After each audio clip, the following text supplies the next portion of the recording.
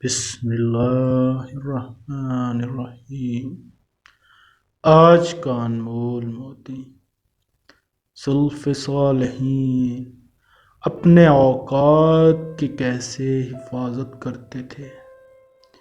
قاضی ابو یوسف رحمۃ اللہ علیہ جو کہ امام ابو حنیفہ رحمۃ اللہ علیہ کے شاگرد تھے، جب ان پر موت کی بے ہوشیاں طاری ہوں تو ان کے پاس ان کے شاگرد ابراہیم بن جرح آئے تو آپ ان سے فرمانے لگے، امام ابو یوسف، اے ابراہیم، تیرا کیا خیال ہے اگر حاجی جمعرات کو سوار ہو کر رمی کرے،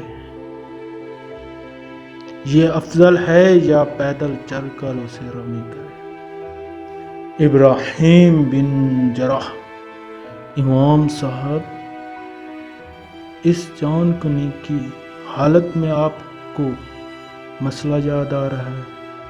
امام ابو یوسف، شاید کہ ہمارے اس مذاکرہ سے اللہ تعالیٰ کی کسی بندے کو نفع پہنچا دے اور اس وجہ سے اس کا حج صحیح طور پر ادا ہو جائے۔